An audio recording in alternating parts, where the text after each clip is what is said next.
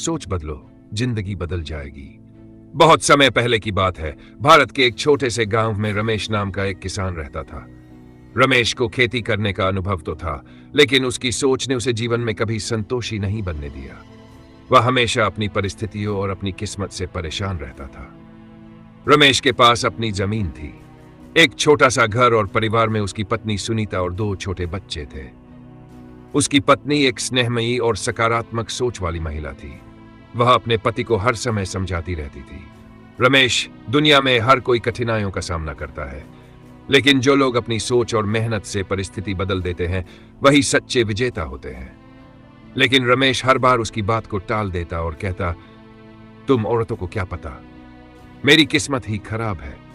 मैं जितनी भी मेहनत कर लूं, सब बेकार जाता है। भगवान ने मेरे लिए कुछ अच्छा लिखा ही नहीं है।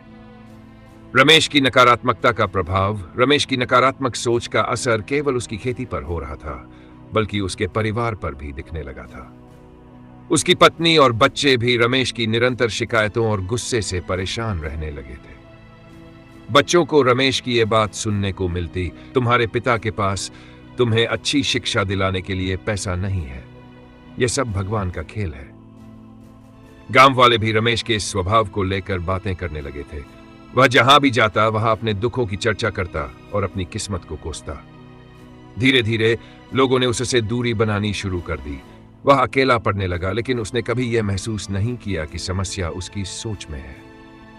गांव में साधु महाराज का आगमन। एक दिन गांव में यह खबर फैली कि पास के जंगल में एक प्रसिद्ध साधु महाराज आए हैं। यह साधु महाराज अपने ज्ञान और समस्याओं के समाधान के लिए जाने जाते थे। लोग कहते थे कि उन्होंने कई जिंदगियां बदली हैं। गांव के लोग साधु महाराज से मिलने और अपनी परेशानियों का समाधान पूछने के लिए उत्सुक थे। रमेश ने भी यह सोचा कि शायद साधु महाराज उसकी किस्मत बदल सकते हैं। अगले दिन सुबह सुबह रमेश अपने घर से निकला और साधु महाराज के आश्रम की ओर चल पड़ा। रास्ते में उसने कई और लोगों को भी देखा जो साधु महाराज से मिलने जा रहे थे। जब रमेश आश्रम पहुंचा तो उसने देखा कि वहां पहले से ही बहुत लोग अपनी समस्याओं का समाधान पूछने आए हुए थे। रमेश की समस्या और साधु महाराज की सीख। जब रमेश की बारी आई तो उसने साधु महाराज के सामने अपनी सारी परेशानियां रख दी। उसने कहा, महाराज, मेरी जिंदगी में कुछ भी अच्छा नहीं हो रहा है।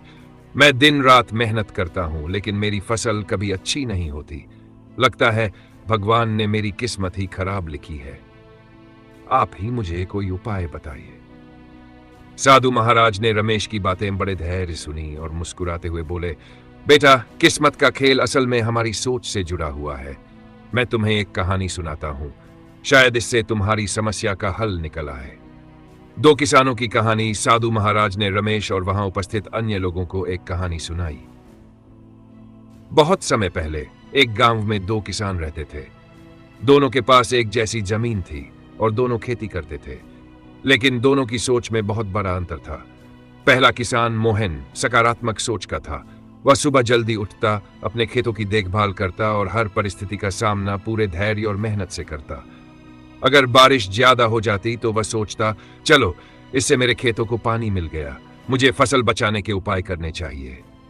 अगर बारिश नहीं होती तो वह सोचता, सूखे से निपटने के लिए मुझे और मेहनत करनी होगी। दूसरा किसान रामू हमेशा परिस्थितियों को कोसता रहता था। अगर बारिश ज्यादा हो जाती तो वह कहता, भगवान ने सब बर्बाद कर दिया। अगर धूप निकलती तो कहता, इतनी गर्मी में फसल कैसे बचेगी। रामू ने अपनी फसल की कभी सही से देखभाल नहीं की। वह हमेशा सोचता था कि उसकी किस्मत ही खराब है। जब फसल काटने का समय आया तो मोहन के खेतों में लहलहाती फसल खड़ी थी। उसकी मेहनत और सकारात्मक सोच का फल उसे मिला। वहीं रामू के खेत खाली पड़े थे, उसने मेहनत ही नहीं की थी। जब उसने मोहन से पूछा कि उसकी फसल इतनी अच्छी कैसे हुई, तो मोहन ने कहा, मैंने परिस्थितियों की परवाह किए बिना मेहनत की। मैं जानता था कि अगर मैं पूरी कोशिश करूंगा तो मेरी फसल अच्छी होगी, लेकिन तुमने सिर्फ शिकायतें की और कुछ नहीं किया। यही वजह है कि तुम्हारे खेत खाली है। रमेश का आत्मविश्लेषण। साधु महाराज की कहानी सुनने के बाद रमेश को अपनी गलतियां समझ में आने लगीं। उसने महसूस किया कि उसकी स्थिति भी रामू जैसी है। वह भी हर चीज को कोसता रहता था और अपनी किस्मत पर दोष डालता था। साधु महाराज ने रमेश से पूछा, अब तुम ही बताओ, क्या रामू की किस्मत खराब थी या उसकी सोच। रमेश ने सिर झुका लिया और बोला, महाराज, रामू की सोच ही खराब थी।